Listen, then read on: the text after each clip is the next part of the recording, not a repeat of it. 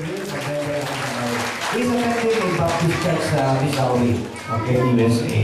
At natutuwa ho kami na magkaroon kami ng reunion talaga. Tuwa-tuwa ako na yung mga wala sa hulog, yun ang inilagay dito ng maayos. Yung mga nasa hulog noon, malungkot sapagkat sila ang nawala sa hulog ngayon. We will never tell yung grasya ng Panginoon. Okay?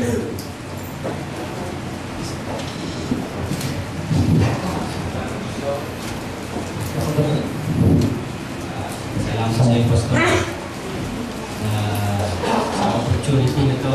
And kumusta po kayo? Ako po si Ernesto Jojo Sanchez. Gaya ng sinabi ni Pastor, wow, mali pa rin.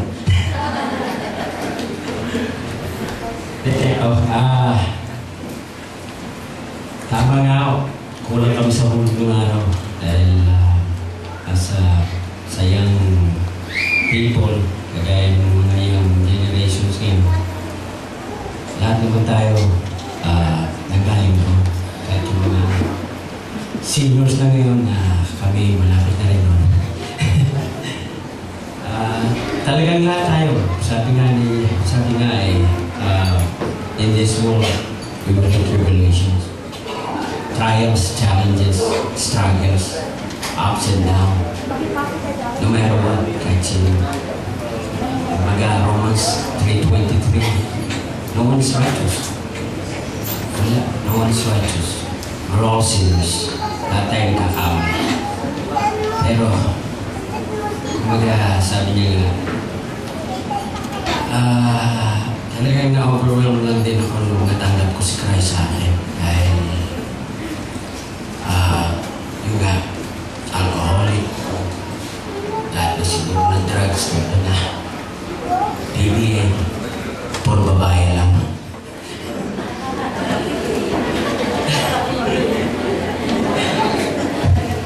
Yung MVP na dito, marami babae pinaiyak.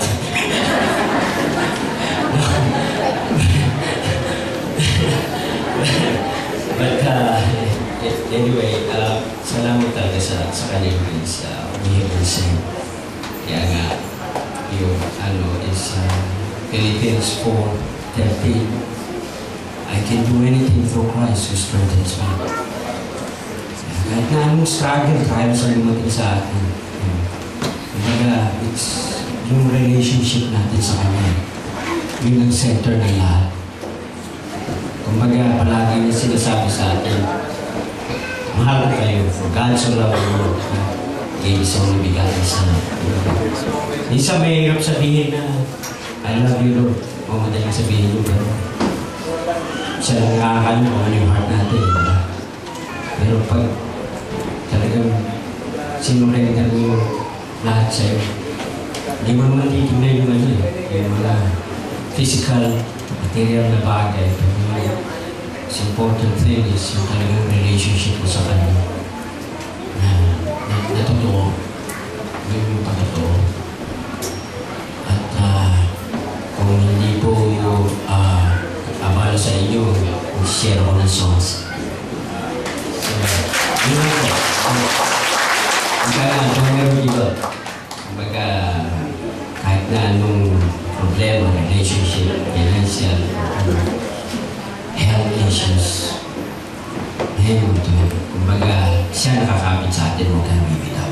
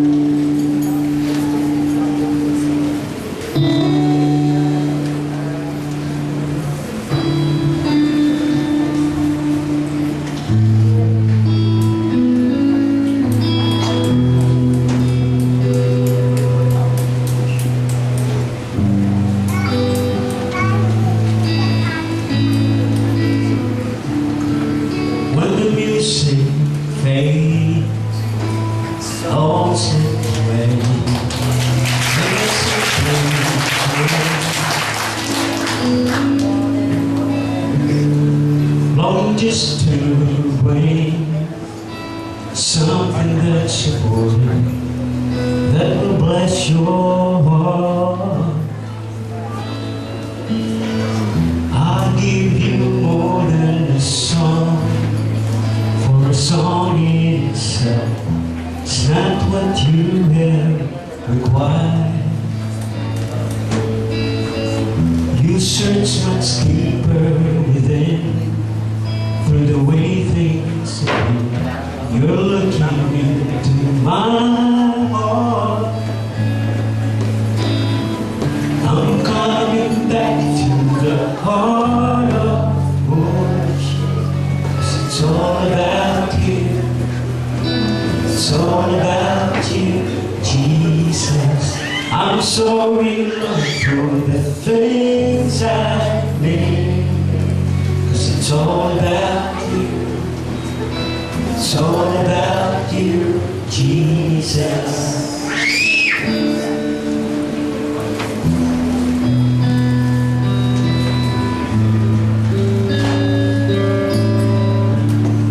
Countless words, no one could express how much you deserve. Though I'm rich and poor, our life is yours, every single breath. I'll give you more than a song, for a song in itself is not what you have required. Sing along with me. You search much deeper within, through the way things appear. You're looking into my heart. I'm coming back to the heart of worship, 'cause it's all about you. It's all about you, Jesus. I'm sorry, Lord, for the things I made, 'cause it's all about you. It's all about you, Jesus. Flash. Hey, Flash.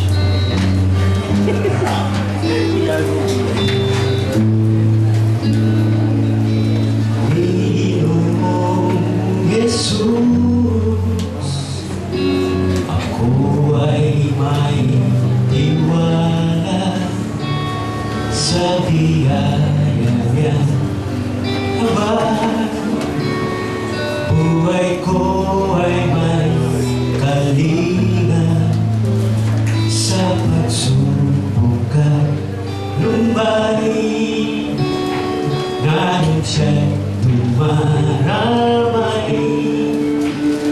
Ang Panginoon ay tapat kailan paman. Kung ika'y may kabigatan at wala kang malapitan, na para bang daigdig sa iyo ay naka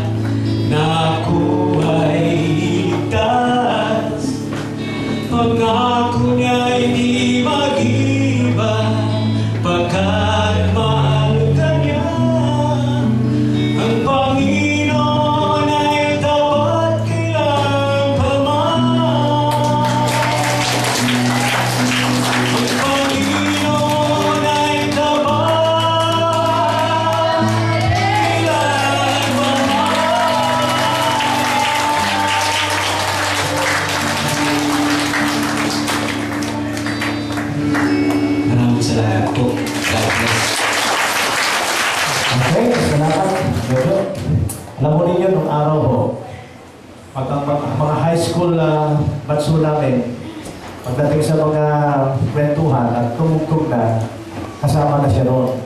Pero alam niyo, pag tugtugan, mayroon ng inuman, mayroon ng drugs. Pero salamat sapagkat pinatunayan ng Panginoon, it's not about drugs, it's not about women, hindi yung mga hinahanap at mga kinahumalingan ng mga kabataan ngayon ang tunay na magbibigay ng kasapatan at kagalakan sa buhay ng tao. Amen? Naalala ko si Solomon, the wisest man ever lived. Sa kanyang panahon, naranasan niya as a king yung lahat ng gustong maranasan ng tao sa sanlibutan. As a king, walang problema sa pera, sa influensya. Imagine, ang asawa niya, 300, ang kapit, 700. At legal sa kanya yun, siya ang hari. Ano? Andyan ho ba kayo? But at the end of the day, ng kanyang patutuwa, sabi niya, everything is meaningless. Everything is meaningless. Sa Ecclesiastes nakalagay roon, I think in Ecclesiastes chapter 3, that God sets eternity in the hearts of men. Okay? Pinaliwanag ito ni Billy Graham. Ang ibig sabihin rin, there is a God-shaped vacuum in the hearts of men that only God can feel. Ano ibig sabihin nun? Sa lahat ng tao, ano bang persuasion meron tayo, ano bang religion meron tayo, still, mayroong mararanasan ng tao sa kanyang puso, sa kanyang espiritu, na parang kahungkagan. And it's not education, it's not finances, it's not power, it's not influence, it's not popularity that can fill that God-shaped vacuum.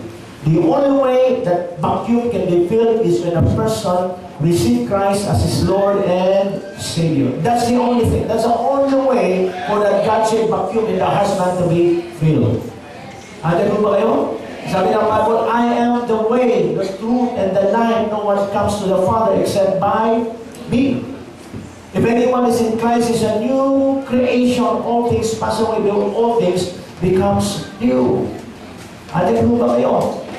Ito po ay sa sandaling maranasan ng tao. I'm sure, kanina habang kumakanta si Brother Jojo, nararamdaman niyo yung sincerity, nararamdaman niyo yung buhay. Because it comes from a spirit, from a soul na galing sa makasalanang buhay, pero nakakilala sa Panginoon.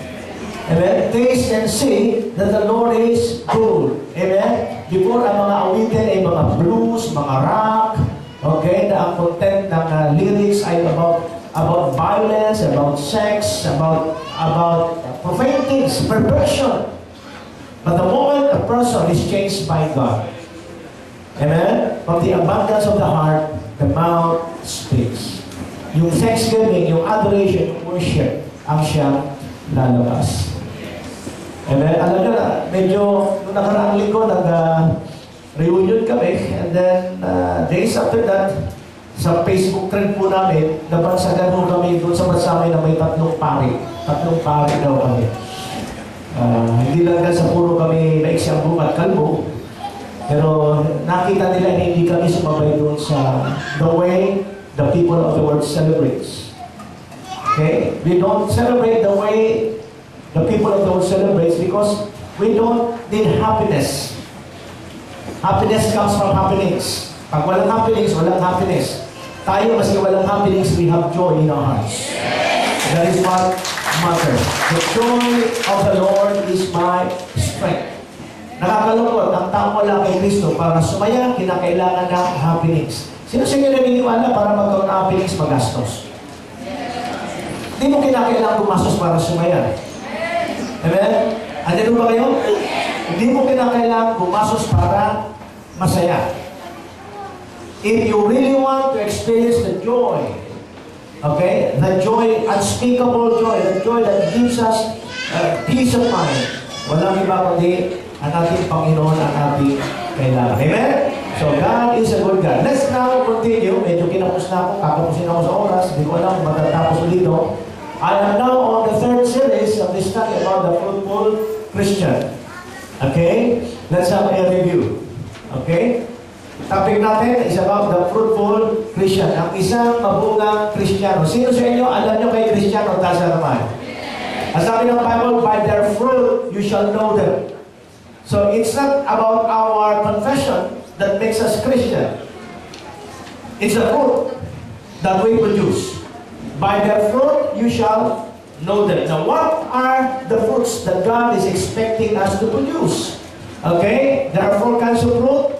Nag-review lang tayo. Number 1, the fruit of good works. Ang isang tao, pag nakakilala kay Kristo, ito ang tiyak na gagawin niya. Ang sabi ng Bible, for we are God's workmanship created to do good works. Kung tayo po ay nasa kamay ng Panginoon, kung ang kamay ng Panginoon ang siyang humuhubog ng ating buhay at pagkatao, ano po ang mangyayari?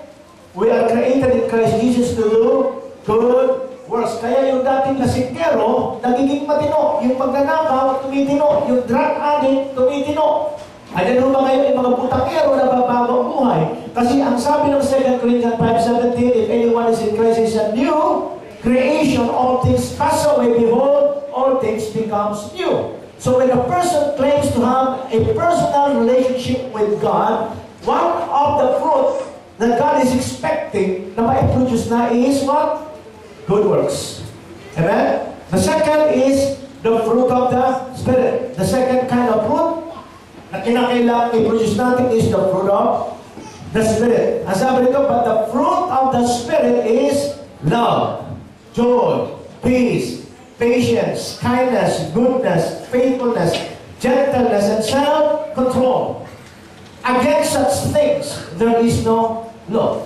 So when the fruit of the Spirit, na nakita mo natin, 9 fruit of the Spirit, ay nai-manifest, na-demonstrate ng ating buhay, you will never violate any one of the laws of God. Against such things, there is no law. You will surely fulfill God's commandment. You will surely obey the commandments of God. Why? Because the fruit of the Holy Spirit, ito ho yung magiging power, motivation po natin to do the will of God. Sabi ng Bible, all have sinned and come short, fall short to the glory of God. Mula si Adan at si Eva magkasala at ang kasalanan nila ay naamana natin, walang isa man sa atin ang nakaabot sa kaluwalhatian ng Panginoon. Of the 10 commandments, maski na siyam ang natupad mo, na fail mo yung isa, you are guilty of violating all the commandments of God. But if you have the fruit of the Spirit, as a Christian, you are growing in relationship with God. You will surely demonstrate these 9 fruit of the Spirit. At ang sabi ng Bible, against such things, there is no law. You will never violate any laws of God if you have this fruit of the Spirit. Diba? Yung dating walang pakialam, nagkakaroon ng law. Yung dating happiness ang hanap, maski walang happiness, nagkakaroon ng joy. Yung dating walang kapayapaan, kinakailangan mag-iinom, magchuchongke, hindi na kinakailangan mag-iinom. Why? Because of the peace of God. Yung madalas mapaawel dahil walang pasensya, ito, nagiging peaceful na, nagiging friendly na. Why? Kayang-kaya niya, abahan ang kanyang pasensya. Amen? Andiyan ba kayo? Yung dating maski animal, hindi siya maging kind, nagiging kind na sa animal at sa tao. Because those are fruit of the Spirit. So these are the second fruit of Christians na inasa sa atin. The third fruit is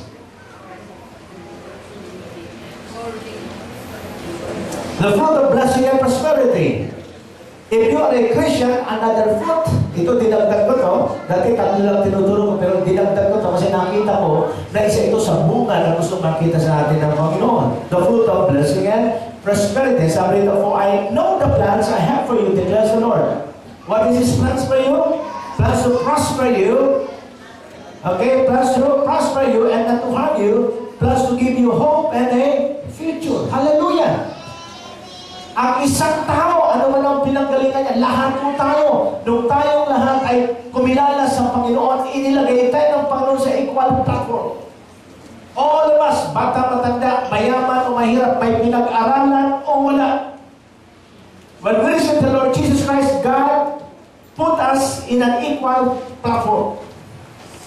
Now, kung tayo po ay nandun sa equal platform, we will continue to grow in the grace and knowledge of our Lord Jesus Christ. That will determine kung tayo po ay pagpapalain ng Panginoon. Sabi ng Bible, ano? I come that you might have life and have it to the full. The relationship we have in God through the Lord Jesus Christ will surely bring us to an abundant life. Andiyan mo ba kayo? Siya na mayaman ay naging mahirap upang tayong mahirap ay maging mayaman. That is what we call vital exchange. Andiyan mo ba kayo? So there is that hope na binibigay sa atin ng hindi lang po kaligtasan ng ating kaluluwa, kundi kaligtasan po sa kakulangan ng pananalapi. Bahagi po yan, kasama yan sa buhay na ipinangako ng Panginoon. Why? Because God is able to make all grace abound to you so that in all things, this is one of my favorite verses in the Bible, so that in all things, at all times, having all what you need, you will abound in every good work. Hello, it doesn't matter kung kayo nakagraduate o hindi. Salamat sa mga nakagraduate. Ako po hindi graduate ng college. Naka-first year ako ng college. Tumungtong ako ng second year, hindi pa ako natapos. Amen? Hindi ako galing sa UP. Yung ibang UP ang aking pinuntahan, yung UP-an ng lata. Ayan ba kayo? But the point is, kung sa mundo ang tingin sa mga hindi nakagraduate ay magiging miserable buhay mo, wala kang pag-asa, mali yun. Because God is in the business of not only saving the lives of people, God is in the business of blessing people. Hello, andyan mo ba kayo? Hanggang binibigyan tayo ng Panginoon ng lakas, kaya mga kabataan, mag-aral kayo. But I've seen people graduate, walang nangyari. Hindi ko dinidiscourage yung mga mag-aral. But my point is, your education without God is nothing. Amen? Yung pundasyon dapat ng ating edukasyon, walang iba kundi si Kristo. Christ should be the foundation of everything. Okay? Kasi kung dyan po nakatayo ang ating buhay, at kapatid ko kayo, patutunayan sa atin ng Panginoon. And God is able to make all grace abound to you. Pagdating sa Diyos, walang problema. He is able. But the question is, paano yung abilidad na yun ay matatransfer sa atin so that in all things, at all times, having all that you need, you will abound in every good works. How? Yan po ang patuloy natin pag-aaralan. And lastly, the fourth fruit of the Spirit is the fruit of soul winning. If you're a Christian, you want to follow Christ, Jesus said, I will make you fishers of men. So another fruit na gusto ng Panginoon is not only the good works, it's not only the fruit of the Spirit, it's not only blessing and prosperity, but another important fruit na gustong makita ng Diyos sa ating buhay ay tayo po ay nagagamit ng Panginoon na magdala ng kaluluwa sa Diyos. Andun ba kayo? So, ang isang tao na nagkakilala ng Panginoon, sa Panginoon, hindi maaaring hindi maging patotoo at hindi maaaring hindi siya magpatotoo. Sabi ng Bible, but you shall receive power after that the Holy Ghost comes upon you, and you shall be my witness. As a witness, we're going to testify what God has done in our life. Hindi pwede na sarado ang ating bibig. Kung totoong nakilala mo si Kristo, bubuksan mo ang bibig mo, sasabihin mo sa mga tao, dati ganito ang buhay mo, subalit kung tinanggap mo si Kristo, ganito ka na ngayon, kaya ka nagsasalita kasi gusto mo iparanas sa kanila kung ano ang magagawa ng Diyos sa kanila. You are a true witness of the Lord Jesus Christ. Balik sa 10 pabahaginan mo, 3, 5 lang ang tumanggap sa Panginoon. Praise God! Maski na yung siyam, ayaw, may isa, praise God pa rin. Ano ba kayo? Kasi tinitingnan ng Panginoon ay nagagawa pa natin yung pinagagawa sa atin ng Panginoon. Okay, so much for that, no? Okay. The life that we receive from God has the potential to produce an abundant fruit in our lives. The moment we receive Christ, yung tinanggap natin buhay mula sa Diyos, it has potential. Grabe ho yung potential na yun. At ang potential na yun ay magpuproduce na mga bunga. Ano yung bunga? Yung apat na yun. Okay? Number 1, good works. Number 2, fruit of the Spirit. Number 3, blessing and prosperity. Number 4, soul winning. These are the fruits, okay, na tiyak ko na magmamanifest sa buhay ng totoong tumanggap kay Kristo. Ang sabi nito, others like seed sown on good soil, hear the word, accept it, and produce a crop, 30, 60, even 100 times what was sown. So, immediately after receiving Christ, what you need to do is to consistently listen to the preaching of the Word. Because preaching of the Word is like a farmer who is sowing a seed. When a farmer sows a seed, the seed that he is sown is what? Has the potential to produce fruits. Some are 30-fold, 60-fold, and 100-fold. Ganun ho kaabundan yung buhay na tinanggap natin mula sa Panginoon. Hallelujah. Palapakan natin ang Panginoon. So, balikan mo natin yun. Sabi mo, is what? The life that we receive from God has the potential to produce an abundant fruit in our lives. Ganyan ho, kasalanan ang buhay na tinanggap mo. I mean, hayaan lang po natin ang ating puso, alagaan natin, at gawin po natin mabuting good grounds, okay? Sa mga salita ng Diyos na ating tinatanggap. Kasi, pag good ground po ang ating puso, okay, you will produce, you will bear fruit. Some are 60, some are 30, some are 100 folds. Amen? Andiyan ba kayo? Alright. Let's now go. Paano tayo magbubunga? Sabay-sabay. I am the true vine, and my Father is the gardener. He cuts off every branch at me that bears no fruit, while every branch that does bear fruit, He prunes so that it will be even more fruitful. You are already clean because of the word I have spoken to you. Remain in me, and I will remain in you. No branch can bear fruit by itself. It must remain in the vine. Neither can you bear fruit unless you remain in me. I am the vine, you are the branches. If any man remains in me and I in him, he will bear much fruit. Apart from me, you can do nothing. If anyone does not remain in me, he is like a branch that is thrown away and withers. Such branches are picked up, thrown into the fire and burned. If you remain in me, and my words remain in you, ask whatever you wish, and it will be given to you. This is to my Father's glory, that you bear much fruit, showing yourself to be my disciple. Ito po mga talatang ating binasan, okay? Dalawang linggo na nakaraang linggo until now, ito po ang patuloy nating hihimayin, so that by the grace of God, I can show you, I'll be able to show to you how you as a Christian, okay, kung paano tayo bilang mga Kristiyano ay tuloy-tuloy na makapamunga. Okay? Now, how are we going to bear fruit? Sino sa inyo gustong mamunga? Taas na kamay. Yung iba ayaw? Okay. Sa taas, sino sa inyo gusto mamunga? Okay. Sa baba, sino sa inyo gusto mamunga? Yung iba, tinatamad magtaas ng kamay. Pamumunga na, pagtaas ng kamay. Paano kayo mamunga? Okay, pakisabi sa inyo katabi, gusto mong mamunga? Alright. If you want to bear fruit, number 1, you must allow the Father, who is a gardener, okay, to work continually in our lives. To receive the Lord Jesus Christ is just the beginning of a fruitful journey. That is the starting point. But the starting point is not the finish line. Amen? When you receive the Lord Jesus Christ, ano ang nangyayari dito? Ang sabi ng Philippians 2:13, therefore, my dear friends, as you have always obeyed, not only in my presence, but now much more in my absence, continue to work out your salvation with fear and trembling, for it is God who works in you to will and to act according to His good pleasure. Okay, kanina binanggit ko, receiving the Lord Jesus Christ is just the starting point. Andiyan mo ba kayo?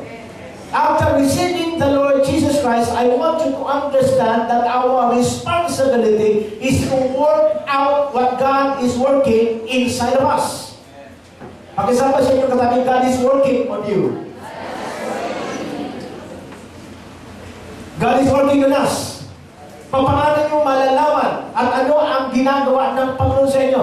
Ang sabi ng Bible, it is God who works in you, both to will and to act. Now, kung tayo po pababayaan ng Diyos sa ating sariling kagustuhan, sa ating sariling desire, wala po tayong may offer sa Lord. Alam niyo kung bakit? Kasi kung tayo pababayaan ng Panginoon, yung gusto natin ang masusunod. Ano ba gusto natin? Yung mga bagay na makakasatisfy sa ating laman. Yung mga bagay na makakasatisfy sa ating sariling kalooban. Maraming tao, they want to serve God, pero sa panahon ng peak ng kanilang buhay, tabi muna si Lord. Lalapit lang sila kay Lord pag nandun na sa malapit sa finish line. Pag mayroon ng sakit. Pag may problema na. Kaya palagay ko, 99% ng mga taong tumatanggap kay Kristo, pag mayroon ng matinding problema. Pero kung wala pang problema, nakaset aside si God.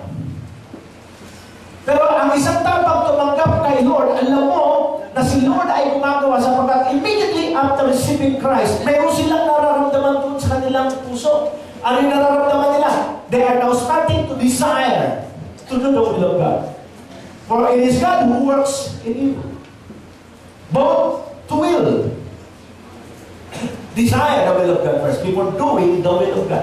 You can never do the will of God if you do not want to do. That's why it is God who works in you. To what? To will. Nung wala tayo kay Kristo, sabi mo na si Lord. Amen? Mas gusto pa natin pag Sunday pag Sunday, Monday to Saturday, trabaho. Saturday evening, gimmick. Pagdating ng Sunday morning, wala ka nang maibigay kay Lord na lakas at kakayahan. Why?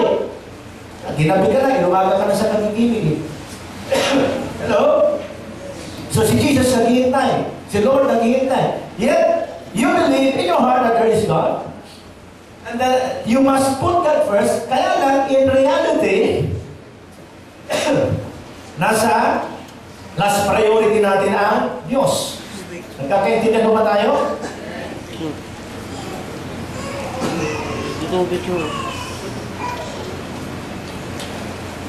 So, when God is working in you, ano pala tandaan? You will now start to desire the will of God. You will now start to desire the things of God. Nababago yung desire ng puso mo. Nawawala yung dating appetite mo. Dati puro gimmick, inom, lakwat siya. Walang taros na pagsasaya. But this time, if God is working in you, unang palatandaan, you are now starting to desire the will of God. In your spirit, there is a cry that says, I desire to do your will, Lord. Dati barkada, dati disco, dati inuman, dati gimmick, kung ano-ano. When you receive the Lord Jesus Christ, Lord, I want to do your will. You will not only desire the will of God, but God will give you the power to act upon it. Ano ba kayo? Sino sa inyo naniniwala? O nararanasan ninyo? Mayroon kayong gustong gawin tama, pero hindi niyo magawa. At yung ayaw niyong gawin, dahil alam niyo mali, hindi niyo magawa-gawa. Pakisabi sa inyong mga katabi, alam ng tao lahat yan. Nararanasan niya ng lahat. You know that this thing is the will of God, pero hindi mo magawa. Why? You does not possess the grace to do it. And the things that you want, that you don't want to do, yun ang ginagawa mo. Eh sabi ni Pablo, sino ang makakatulong sa bagong kalagayan? Who unto me? Nasa Romans chapter 8, sabi ng Bible, that praise be to God. There is no condemnation to them who are in Christ Jesus. Because when you are in Christ Jesus, God will give you not only the desire, but the grace to do what you are desiring. Amen? Kaya ang daling magbago. Amen? Nung wala ka pa kay Kristo, maski anong pilit mong pagbabago, ilang New Year's resolution ang ginagawa mo, 1 week, 2 weeks lang nangyayari, but after 2 weeks, wala na naman. Why? Ha? Kasi ang tao sa kanyang sariling kakayahan tapos. But if God is in you, He will only help you to desire His will, but God will give you the grace to do His will. Andyan ba kayo? So, allow the Father to work continually in our lives. Mayroon pong ginagawa si Lord sa ating buhay. Payagan natin na siya ang kumilos at gumawa. Now, there are two kinds of branch. Kasi doon po sa John chapter 15, pinaliwanag po sa atin, binigay sa atin ang picture ng relationship natin sa Panginoon. Ang sabi ng Bible, the Father is the gardener, Jesus is the vine, and we are the branches. Tama? Now, kung tayo pa ang branches, doon sa John 15, mayroong tinutukoy na dalawang uri ng sanga. So talakay mo muna yung isang sanga.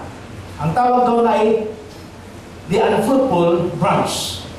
Ang sabi ng Bible, He cuts off every branch of me. Sabi dito, I am the true vine and my Father is the gardener. Okay, next time, sino bang gumawa dito? Len? Sino? Lakihan mo yung lakihan mo itong scripture kasi yung iba rito ay malalabo na ang mata. Okay, para lang yata ito sa mga high school at college. Pero yung mga puti na at wala ng buhok, Okay, so, okay, good. So I am the true vine and my Father is the gardener. He cuts off every branch in me that does bear no fruits. Ano raw po ang ginagawa ng Diyos sa mga unfruitful branch? He cuts off. And what's the meaning of the word cuts off? What is the purpose of cutting off? Remove. So when He cut off, ang gusto niya, ang galing kayo. Hello? He cuts off every branch in me that does not bear fruit. Sino sa inyo naniniwala na kayo po ay sanga ng Panginoon? Taas ang kamay. Sa baba, naniniwala ba kayo? Next question. Anong klase ng sanga? Namumunga o hindi namumunga? Sigurado kayo? Namumunga pala. Umihilit ka pa. Okay. Now, I want you to understand this. The Father, who is a gardener, is in the business of cutting off. It is God. It is the Father who cuts off. At tandaan niyo to, hindi niyo alam kung kailan siya namumutol. Hindi natin alam kung kailan darating yun. Ako'y kabataan, hindi ko alam na mapumutulan ako ng kamay. Dahil kung alam ko, nagagawa ko ng paraan. Wala sa ating desisyon, wala sa ating kamay, wala sa ating pag-iisip kung kailan darating ang araw na yun. Hello? Kaya bago dumating ang araw na tayo po'y saliksikin ng Panginoon, kinakailangan every day of our lives, we are yielded. We see to it that we are yielded to the will of God. Kasi pag hindi mo tayo yielded at nakita ng Panginoon na tayo stubborn, hello? One day, hindi mo alam baka dumating yung pagbubutol. Now, I want you to understand this. It is God who cuts off. Now, para makatiyak tayo, okay, nandun tayo sa season na hindi tayo makakat off. I want you to understand the scripture. Sabi rito, so as the Holy Spirit says, today, if you hear His voice, do not harden your heart. As you live in the rebellion during the time of testing in the desert, where your fathers tested and tried me, and for 40 years saw what I did. That is why I was angry with that generation, and I said, their hearts are always going astray, and they have not known my ways. Now, paano tayo makatitiyak na hindi darating ang sandali na tayo po ay puputulin tulad ng isang sanga na nakadikit sa puno? Ang sabi nito, today, if you hearken unto my voice. You see, If you want to be sure that you are strongly connected with the vine, as a branch, if you want to be sure that you are connected, strongly connected, every time you hear the Word of God, and every time you hear the Word of God, merong sinasabi si Lord sa iyo, may pinababago si Lord sa iyo. Today, if you hearken unto my voice, harden not your heart. Andiyan mo ba kayo? Naalala ko, bago ako tumanggap kay Lord, ang daming pagkakataon na tinatawag na ako ni Lord. Ang daming pagkakataon. Naalala ko, isang araw, nagtatrabaho, high school pa lang ako noon, third year high school. O fourth year high school. Nagtatrabaho ako sa beer house habang ako'y nag-aaral. And then, mayroon akong barkadang combo, yung bahista. Mayroong asawang Kristiyano. Nag-birthday ho yung barkada kong bahista at nag-imbita ho yung asawa niya ng pastor at bago ho kami kumain ay may kantahan, ay makanta ng araw yung Alay, balay, balay forevermore. I will enter his gates, magandang kasi. So nandun ho kami, barkada ko, pero habang nagkakantahan, talagang talagang natatawa ako doon sa naririnig ko at sa mga nakikita kong ginagawa ng mga tao na nagpapalakpakan, kumakanta. Parang feeling ko nasa isang lugar ako na hindi ko mundo. Out of this world. Hindi naman ako buwisit na buwisit. Kaya lang, yung feeling ko, ano ba itong mga taong to? And then, nangaral yung pastor. Wala akong maintindihan. Yung pala patay ang espiritu ko. Mahusay naman magsalita. Very fluent, Tagalog and English, pero wala akong maintindihan. Mas nangingiba ko yung pagmamamalit ko to sa mga tao. Nagtatawa ako, biro ko, pakanta-kanta, papalapalapa, pasayaw siya. Nung kumanta ng solid, umiiyak na, ano ba to? This is not my world. Iba ang feeling ko, ang yabang ko noon, iba ang mundo ko eh. Okay? Iba ang mundo ko. And then, nangaral lang salita ng Diyos. Pero hindi ko pinakikinggan. Ilang beses dumating ang pagkakataon na nagkaroon ako ng pagkakataon makinig ng salita ng Diyos. Hindi ko pinakinggan. Niresist ko. Hanggang isang araw, nagmamanahe ako. Ayun, bumangga yung aking minamanuhin. At hindi na po ako naputol na talaga ako sa Panginoon. Literally naputulan ako ng kamay. December 7, 1983. Hello? You'll never know. You'll never know. Kaya sabi dito, today, kung may sinasabi si Lord sa'yo, nangungusap si Lord sa'yo ngayon, harden not your heart. Kasi pag pinagmatigas mo ang puso mo, baka yan na yung sandali, yan na yung appointed time para may gawing pagputol ang Panginoon sa'yo. So God is speaking to us, to the unbelievers or to the believers. Kami sa atin, believers. May mga area ng ating buhay that God is speaking, pero nire-resist natin, nire-reject natin. Watch out! Be aware. Kasi the moment you continually resist the Word of God, na naririnig mo, dealing with one particular area sa buhay mo, baka yan na ang huling pangungusap ni Lord sa iyo. Ibig sabihin, pag hindi na nangusap si Lord sa iyo, you are cut off. In the book of Malachi, mababasa ko natin si chapter 4. The last time the Word of God is heard by the Jewish nation. Okay? Repentance. Malachi chapter 4. Okay? You have to repent. Pero hindi sila pinakinggan ng Panginoon. So, after that, preaching about repentance, about turning the heart of the father to the children, and turning the heart of the children to the father, okay, the nation of Israel is so stubborn na hindi nila pinakinggan. What happened? Anong ginawa ni Lord? Ang ginawa ni Lord, hindi na muli nag-usap ulit. That's why there is a gap between Old and New Testament. How many years? Over 400 years. Over 400 years, God is silent to the nation of Israel. Why? Kasi God keep on speaking and speaking sa nation of Israel, but the nation of Israel kept on resisting God, rejecting the Word of God. And God said, okay, Hindi rin lang may makikinig, tatahimik na ako. Amen? Ang malungkot at malupit ito. Pag si Lord tumahimik, siglo ang inaabot. Yeah. That's the time span within all the New Testament. Again, when the Lord spoke in the New Testament, what is the first word? John preached, repent for the kingdom of God is at hand. Jesus said, repent for the kingdom of God is at hand. The last word God spoke in the Old Testament is the first word God speaks in the New Testament. Why? Kasi hanggang hindi mo pinakikinggan yung muling sinabi niya sa'yo, tatahimik siya, at kung magsalita uli siya, yun pa rin ang babalikan niya sa'yo. This is God. This is how God deals with people. That is why, ang sabi ng Bible, today, if you hearken unto my voice, harden not your heart. Because if you will continue to harden your heart, that may be the time to cut us in this relationship.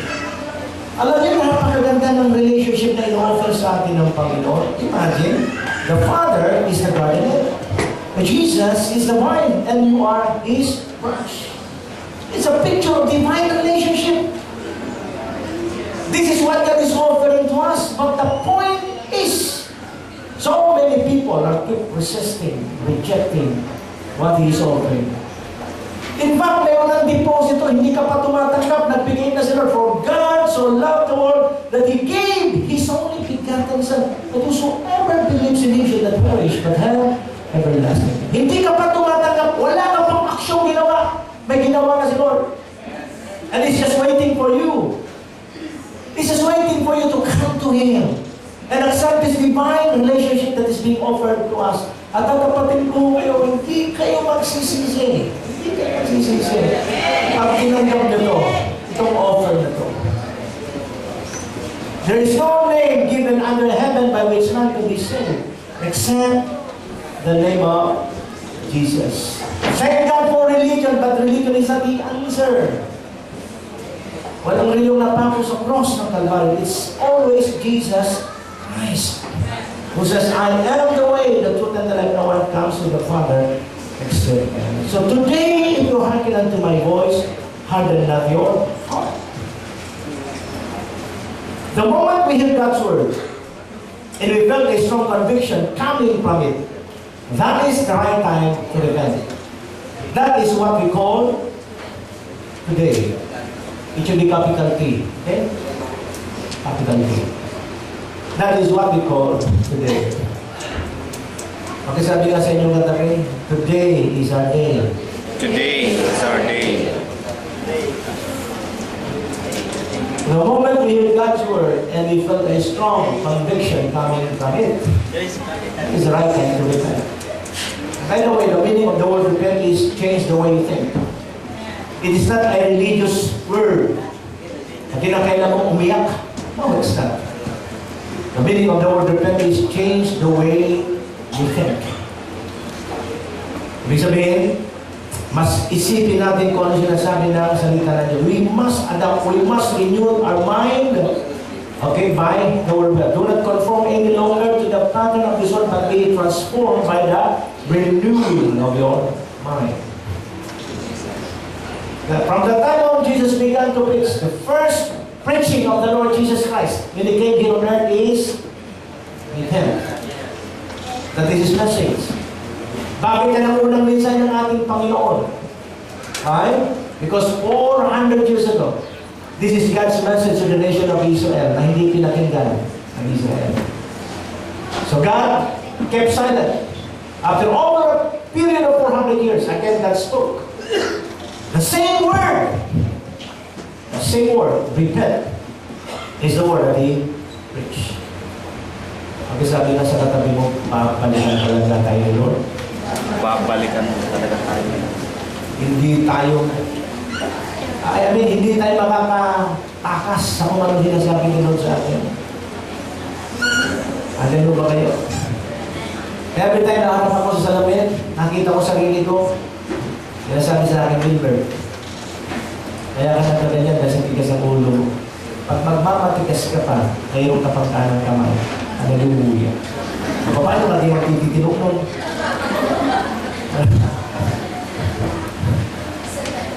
Iisa na lang, titigas pa ulo mo. Sobra ng tigas ng ulo niya. Salamat sa salamin. Amen? Pero gusto ko sabihin sa inyo, hindi ko pagpapalit ang buhay ko ngayon. Naisa na ang kamay ko kaysa sa buhay ko noon. Noon miserable buhay ko. Ang hirap ng buhay ko. Walang kapayapaan, walang katiyakan. But now, today, hallelujah. Ano man ang mangyari, masipuli na tayo ni Lord. Hallelujah, sure bull ako. Kumbaga sa basketball siya.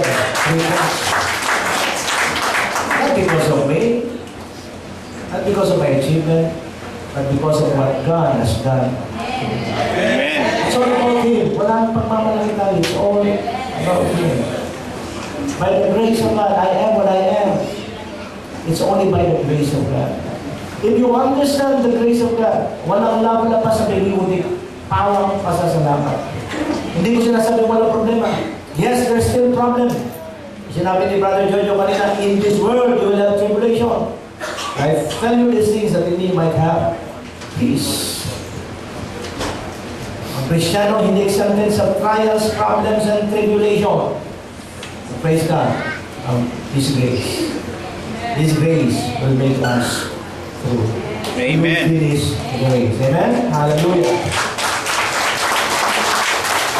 Repent. Alam niyo, madali magsalita, nagsisina ako. Madali sabihin yun eh. Lalo na kung nakaiyak ka na, tumulo na uhog mo, nagsama yung uhog mo tsaka luha mo. Ay, we can easily judge a person na umiyak, lumuha, tumulo ang uhog. We can easily judge them as what? Repentant yung taong yan. No. Sabi nito, produce fruit in keeping repentance. Dami ng salita ko Kristiyano, pero Kristiyano lang sa puso. Hindi sa puso. Pakisabi sa katabi nyo, hindi natin kayang isahan si Lord. Hindi natin kayang isahan si Lord. Hindi natin kayang isahan si Lord. Produce fruit in keeping with repentance. Kung totoong nagsisi tayo sa ating kasalanan, kinakailangan magpakita ng bunga. Ano yung bunga? Ha? Ano yung bunga? The fruit of good work, the fruit of the Spirit, the fruit of blessing and prosperity, and the fruit of soul winning.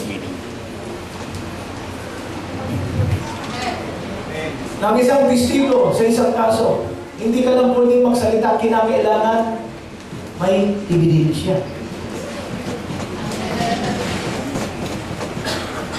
Sabi ng Bisaya, anong ebidensya mo na ako'y Bisaya? Anong ebidensya mo? Yung ebidensya, yun ang ebidensya. Salita pa lang, Bisaya. Bisaya daw ako, wala namang ebidensya.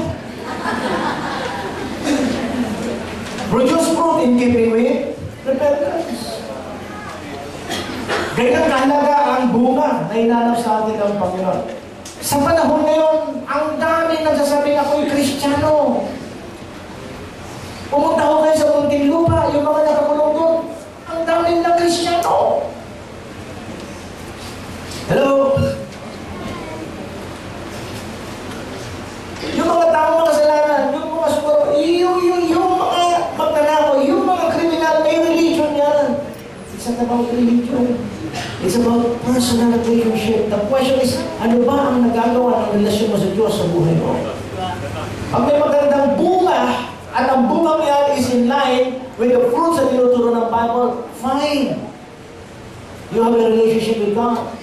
At sad to say, maraming tao, ang gusto nila, reliyon, maski walang relasyon. Hello? Tingnan natin ito.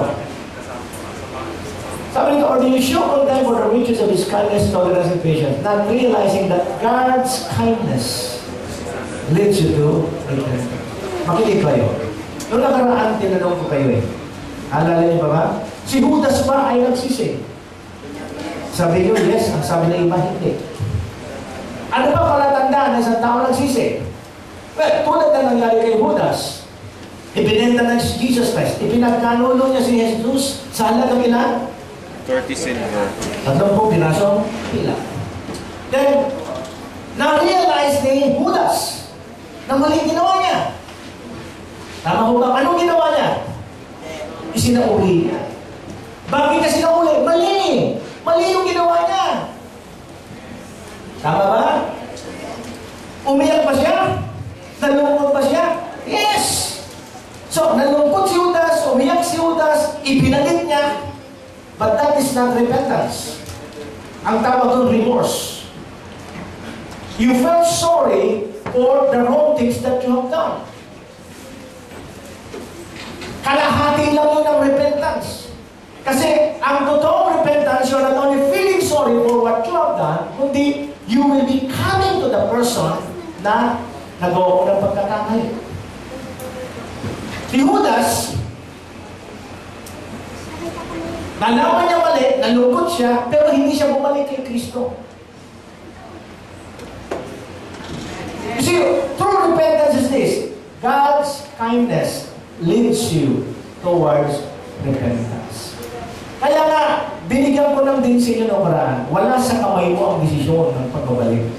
Kasi marami kong nakilala, alam na tao, masing Kristiyano na nag-backslide, sabi niya sa akin, Pastor, huwag ka mag-alala.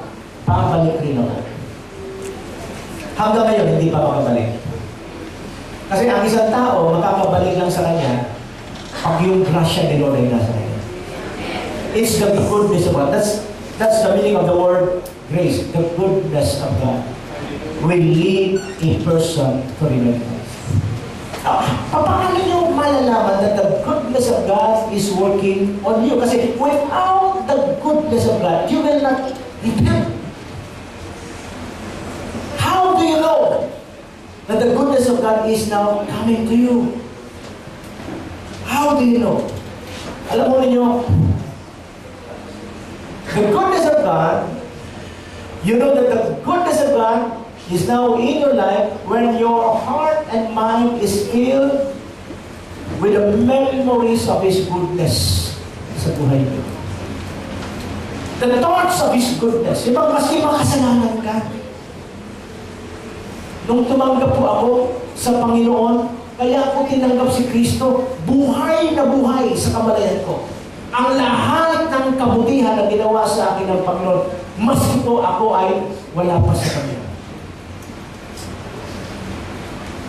Isa ho doon na outstanding sa kamalayan ko ay nung isang gabi ho nagtatrabaho ko sa Beer House Panginoon na ako po'y ma-overdose ng drugs.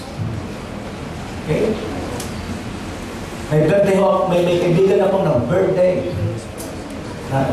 Alipin ako ng drugs ng araw San Pedro, Laguna.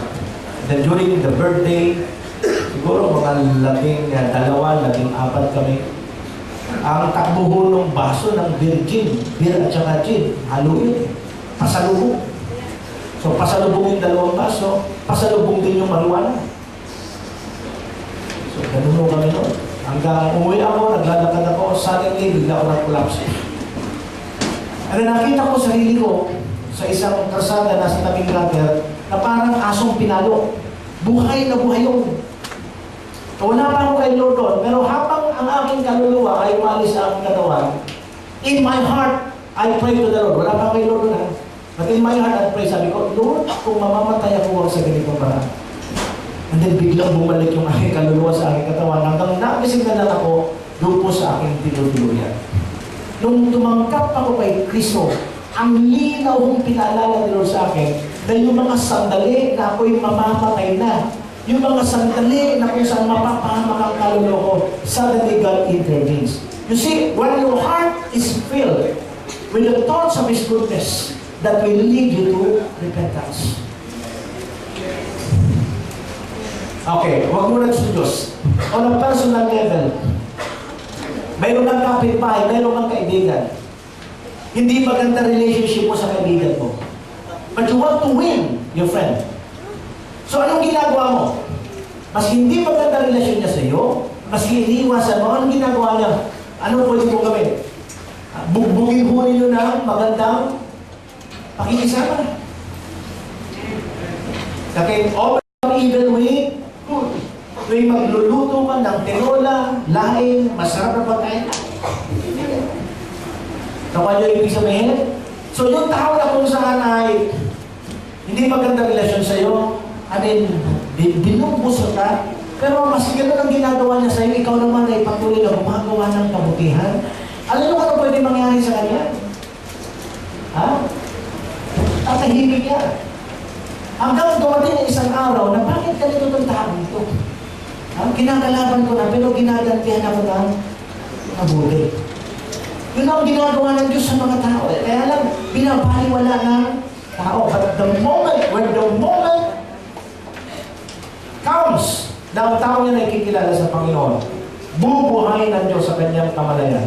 Lahat ng kabutihang ginawa ng Diyos sa kanya, maski siya umiilag pa, umiiwas pa, and the moment his heart is filled with the thoughts of God's goodness, it is the goodness of God that will lead you forever. You will not only feel sorry doon sa iyong pangit na ginawa sa kanya, but after confessing what you have done, your sins, your shortcoming, after that, ilalapit ka sa Lord, mula ngayon sa iyo. Lord, mula ngayon, magdidesisyon na ako na mabubuhay para sa hindi na sa aking sarili. Si Judas kapos ang pagsisisi. Si Pedro, pinagtanong niya rin si Jesus. Kasama ka niya, di ba? Hindi ko kilala yan. Ang sabi ni Jesus, Pedro, bago tuminaw ang manok, 3 beses mo ako ipagkakanulo. Okay? Nalala niyo? Makikita po natin ang pagkakaiba ng pagsisisi ni Pedro at Judas. Si Judas, nalungkot sa ginawa niya, pero hindi na sumunod kay Jesus. Si Pedro, maski pinagkanulo si Jesus, kinaila si Jesus, sunod pa rin siya ng sunod. Alam niyo, makinig ho kayo. Nasa condition ho kasi ng puso talaga yan eh. Kung totoong gusto mong sumunod, maranasan si Kristo sa buhay mo, nakikita ho na Diyos ang kalidad ng puso natin. Na hindi ka lang magpukumpisa, hindi ka lang magsisisi, kundi you will do everything you can to connect yourself with the Lord Jesus Christ. I'm crucified with Christ, nevertheless I live, yet not I, but Christ liveth in me. Kinakailan dumating ka sa punto na sa pamumuhay ng Kristyano, hindi na sarili mo ang masunod. Bagamat mahirap ang desisyon ito. Pero gagawin mo, Lord, gusto ko na hindi na ako masunod, kundi ikaw na ang mabuhay sa aking katawan. Kinakailan dumating ka sa punto na we will demonstrate that this body contains the life of Christ. Pakisabi sa inyong katabi, my body is life. Ulitin nyo, my body is life. Your body should contain the life of God. You should demonstrate, manifest the life of God in you. That is repentance. But by the grace of God, I am what I am. And His grace to me was not without effect. No, I worked harder than all of them. Yet not I, but the grace of God that was with me. Gusto kong i-connect to, ha? Without the kindness of God, you will never receive the grace of God. Now, what is the difference? Okay. What's the difference between the mercy and the grace of God? May pagkakaiba yung mercy at grace?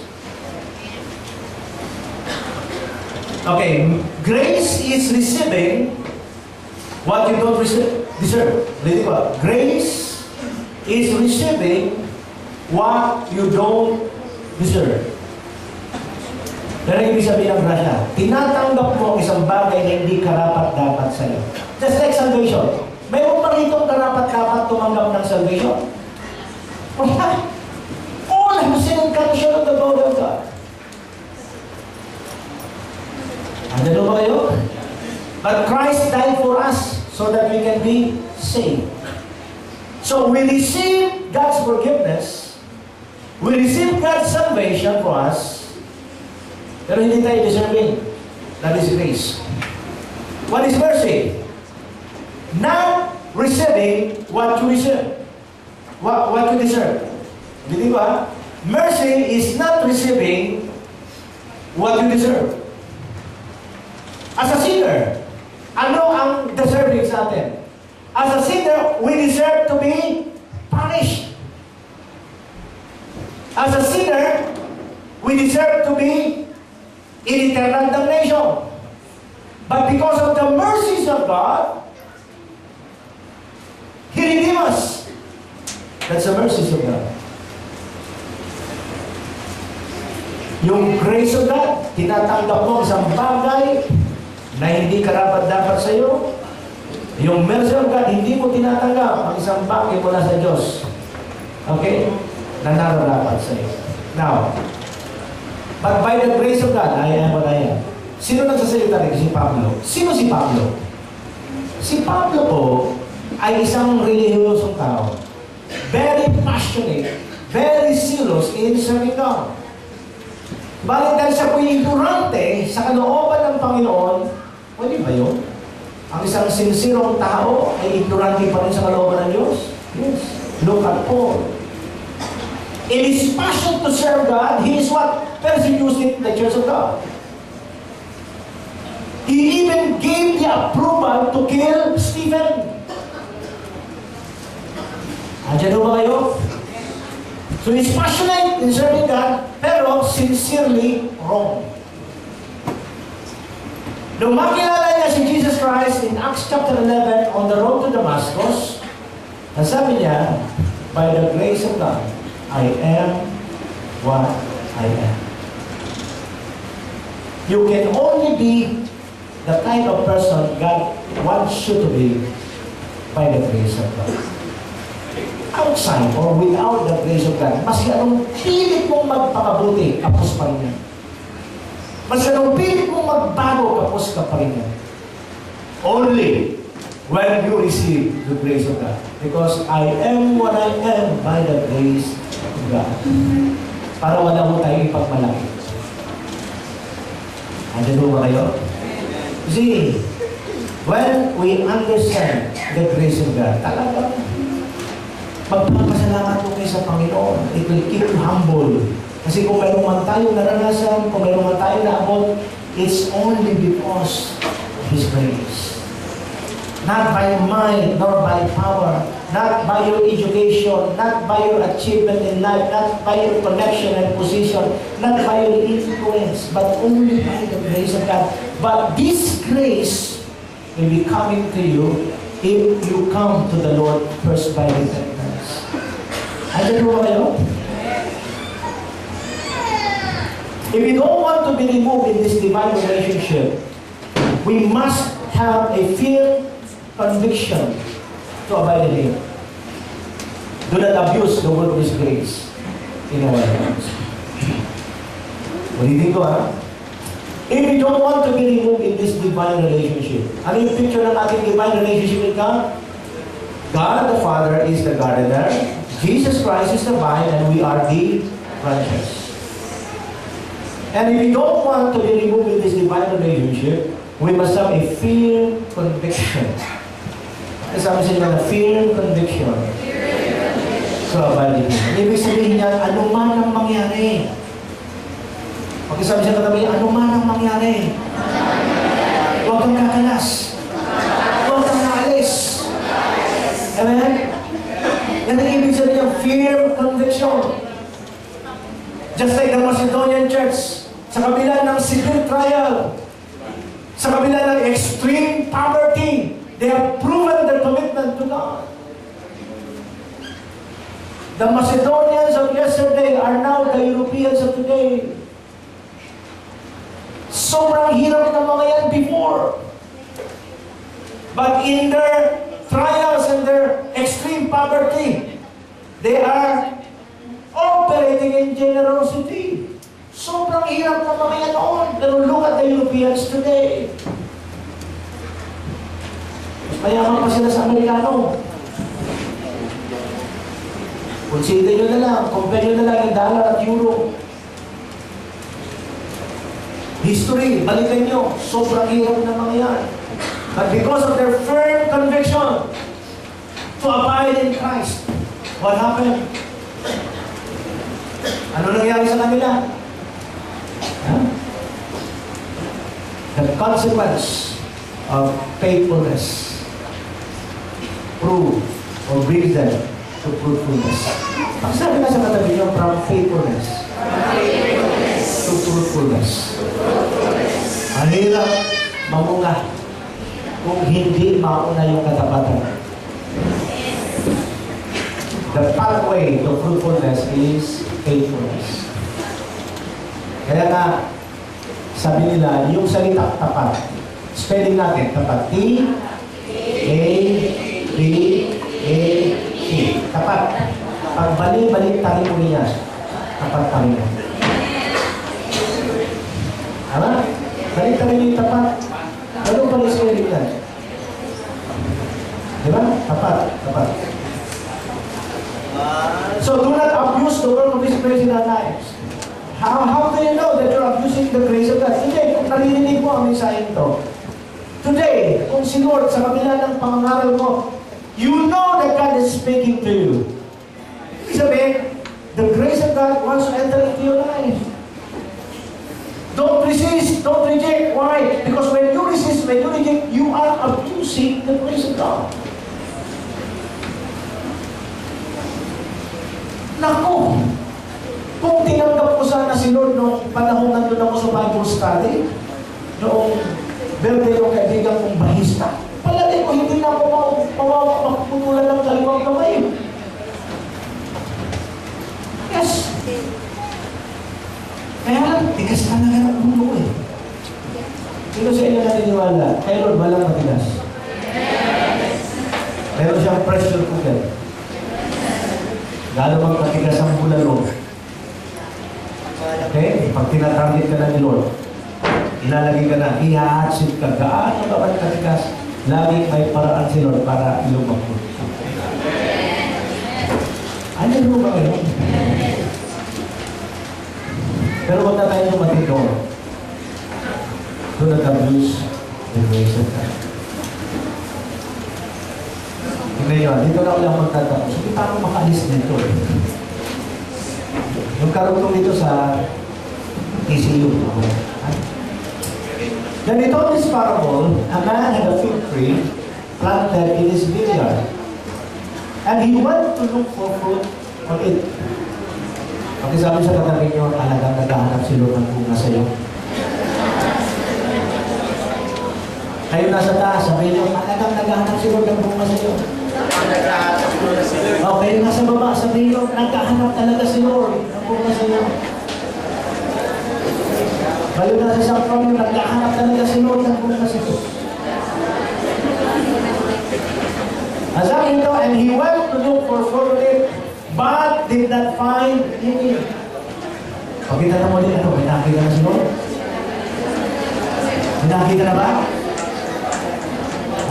Sabi nito, he went to look for fruit, but did not find any. So he said to the man who took care of the vineyard. Who is that man who took care of the vineyard? Sino sa tingin niyo in this parable? Who is that man who took care of the vineyard? In this parable, the man who is taking care of God's vineyard are the pastors. Ulitin ko, makinig kayo ha. In this parable, the man who is taking care of the vineyard are the pastors. Yung nangangalaga po ng inyong kaluluwa.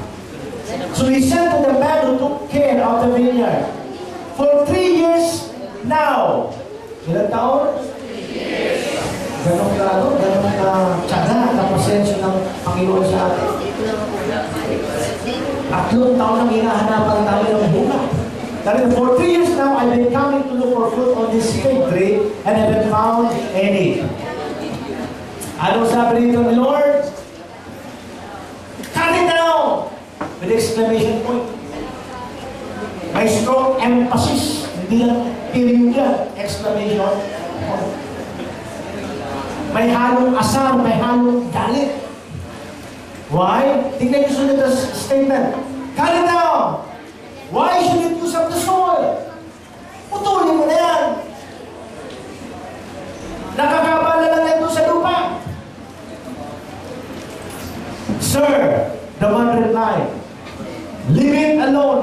more year. Sabi ni Pastor kay Lord, Lord, please, pawayan mo muna sa akin yan. Bigyan mo pa ng 1 taon yan, Lord. Alam niyo ba, kung si Lord lang talaga ang masusunod, marami sa atin tinagpas na eh. Hello? Kaya lang may mga pastor ho kayo. Wala ka namang pasalamat. May nag-i-intercede sa inyo, may namamagitan sa inyo. That's the role, that's the job of the pastor. Not only to teach you, but in his prayer to God, Panginoon, alam ko, Panginoon, na si Chris ay gusto kang gawin, kaya lang, Panginoon, inconsistent si Chris, Panginoon, pero please, Lord, hayaan mo, ako na muna bahala. Give me 1 year, another year. Ako niyo ba? Pwede niyo ko tanongin mamaya, Pastor, paano ka mo kasi kila? Nakikiusap ka ba o kaibigan? Usually, I want you to understand this, no? Gusto kong pakinggan, kaya, kakala di ba masarap ang pastor? Masarap ang pastor if you're operating in right dimension. Pero iba ko ng trabaho ng pastor. Naalala yung pinasa ko sa inyo nakaraan? One of the responsibility of the pastor is to present you to God perfectly. Ang babasa mo yan. Pinakita ko sa inyo ang scripture. So that I may present you to God perfect. For me, it's impossible. But I understand that I am in the business of moving mountains. Ang daw na ho yan. Kaya na, yung trabaho niya napapadali, depende sa inyo. Marunong kayo makinig, madaling sumunod, magiging madali ang trabaho ko. Hindi ko kayo dito konsensya. Nandiyan po ba kayo? Kung nagkukonsensya kayo, dapat lang. Hindi ako nagpaparinig. I'm teaching you clearly, plainly and clearly. This is my job as a pastor. Balikan natin. Calm it down, God said. Why should we use up the soil? Sir, the man life, leave it alone. Sabi ni Pastor, Lord, paubaya mo na sa akin. Maski nakakalbo ko sa pastor na yan, sa tao yan, maski nakakalbo ko, kung hindi lang buko kayo ganito, bigyan mo ba ng pagkakataon, Lord? Ayan mo ba kayo? Leave it alone for 1 more year, and I'll dig around it and fertilize. Bubungkalin mo yan, Panginoon. How do you know that your pastor is now digging on you? Pag nagiging matigas na ho, nagpangangaral si pastor, palatandaan ho yan. Desperado na si pastor, nambubungkal na yan. Yan ho ang palatandaan. Pero kung si pastor maski na sa kahinaan natin, tinatapik pa tayo, pinapamper pa tayo, palapakit yan. But the moment na si pastor, hindi na nagpaparinig, plainly, clearly, pag nangaral, tinatamaan ka na. At hindi na siya nangangaral, tinitigan ka na. Tinititigan ka na, as if ikaw talaga yung nag-isang tao sa church habang nangangaral siya. Anong ginagawa niya? He is now digging, putting fertilizer on you. Why? Because he wants to offend your heart so that your mind will be changed. It will be impossible for a person to first change his mind without offending him first. Andiyan mo ba kayo? Kaya ito yung sinasabi na, offend the heart so that the mind will change.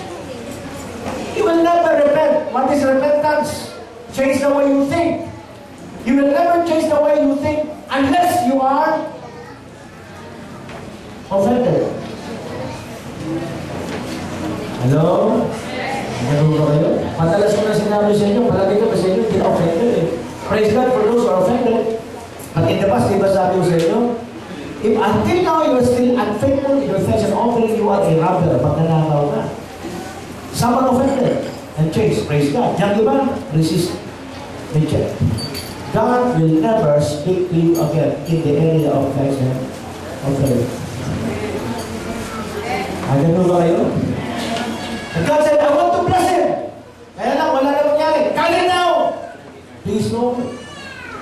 Leave it alone. Give me 1 more year. 1 more year. And I'll dig around it and fertilize. If it bears fruit next year, fine. If not, then cut it down. Tingnan niyo yung dialogue dito,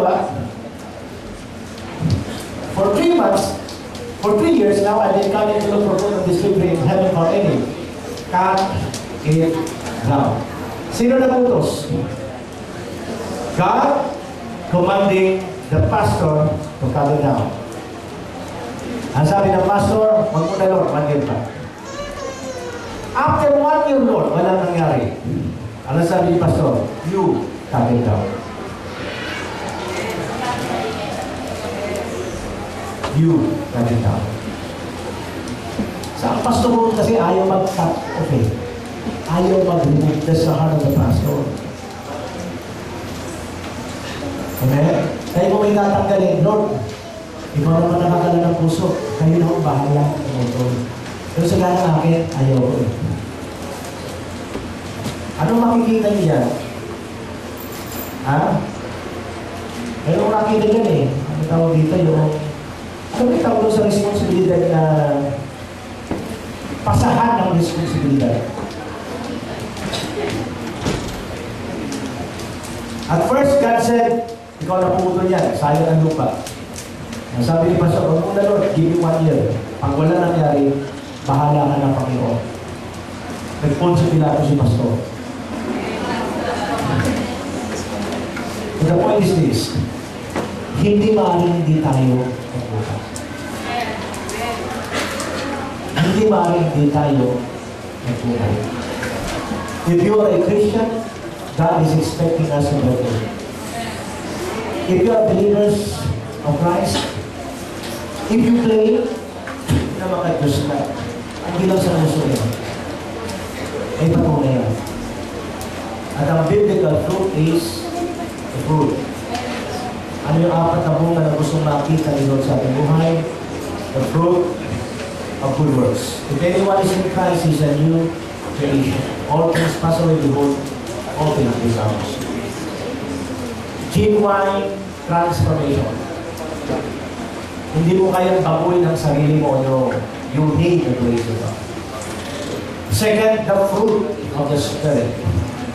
Bunga ho galing sa Espiritu.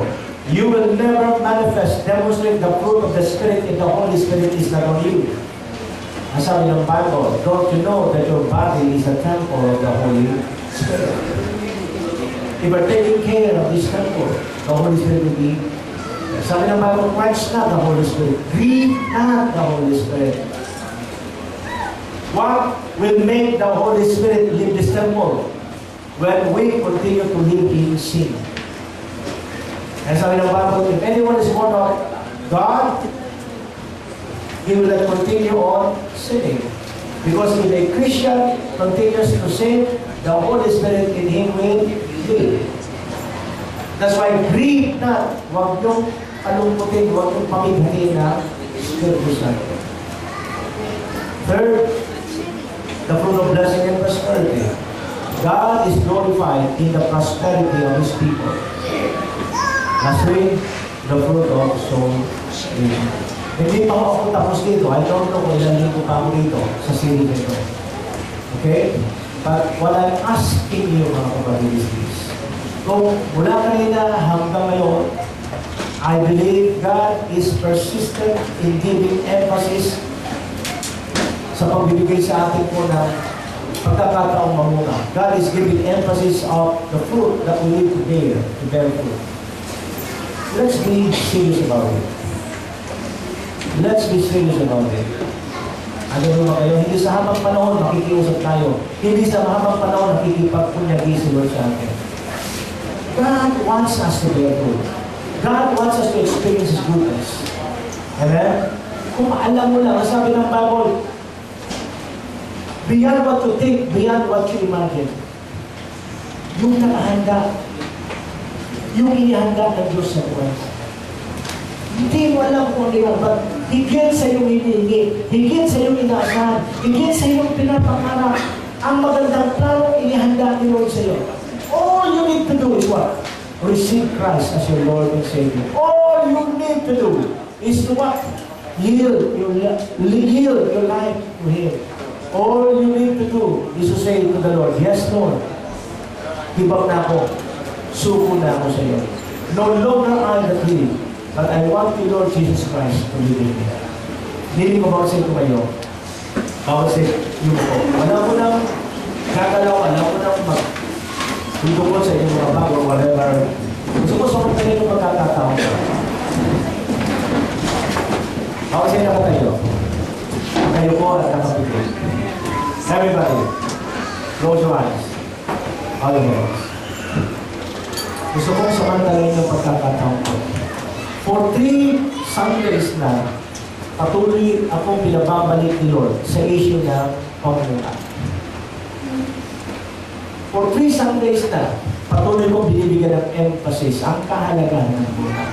Because I know through the scripture natin binasa ngayon, God is looking for fruit in our lives. Praise God sa iba sa inyo na may bunga. Pero kung sa tingin nyo, ito mga bungang tinura ng Biblia, na hinahanap nyo sa inyo ay wala pa. Again, I want you to understand this, mga kapatid. I'm still praying. I'm still asking God to give you grace. That for 1 year, makita ni Lord na matagal lang hinihingi sa atin. Kung gusto ko sabihin sa inyo, hindi nyo magagawang mamunga if you are not strongly connected with the vine. You are the branches, sabi ng Bible. Ikaw ang sanga, si Jesus ang puno. If you want to bear fruit, this time, I want you to understand this, apart from me, you can do nothing. A branch that is cut off from the tree will not produce fruit. If you want to be sure that you are connected with the tree, if you want to be sure, samantalang magkakataon ko, you need to accept the Lord Jesus as your Lord and Savior. Simple lang, madali lang yan. Kung gusto mong tanggapin si Kristo bilang Panginoon at tagapagligtas ng buhay, sumunod lang po kayo ng seryoso at ng may pananampalataya sa panalangin ko. Sabihin mo, Panginoong Jesus, lumalapit ako sa iyo. Nagpapakumbaba. Humihingi ng awa. Humihingi ng kapatawaran sa lahat ng aking kasalanan ng iba. Mula pa sa aking pagkabata hanggang sa kasalukuyan. Binubuksan ko ngayon ang aking puso. Tinatanggap kita bilang Panginoon at tagapagligtas ng aking buhay. Mula ngayon, nagkukumit ako na mabubuhay na para sa iyo. Hindi na para sa akin. Alam kong mahirap ito. Pero dahil ang grasya mo ay tinanggap ko ngayon, magagawa ko ito. Maraming salamat sa kaligtasan, sa kapatawaran, at sa pagbagtakong buhay. Ako na lang po ang mananalangin sa inyo. Panginoon, nakikita po ninyo bawat lalaki, babae, bata, matanda, na may seryosong lumapit sa iyo, naiintindihan ang mensahe, matapos maintindihan ang mensahe, Panginoon, at desisyon, Panginoon, tanggapin ka bilang Panginoon at tagapagligtas. God, I pray, selyuhan mo, Panginoon, ang commitment na ito ng iyong anak, ng iyong banal na dugo, Panginoon. Kasabay nito, ibus mo ng masagana ang grasya na kailangan nila, ang biyaya na kailangan nila, upang patuloy na mapagtagumpayan ang kanilang sarili, ang kanilang laman, ang sanlibutan, at ang kaaway, Panginoon, na walang iba kundi si Satanas. At mula ngayong Panginoon, patunayan mo na hindi sila nagkamali sa kanilang desisyon. Natanggapin ka bilang Panginoon at tagapagligtas. Yes. Cause them to be sensitive, Lord Jesus, that from now on, you are now working in them. Yes. Because it is you, O God, who works in us both to will and to do according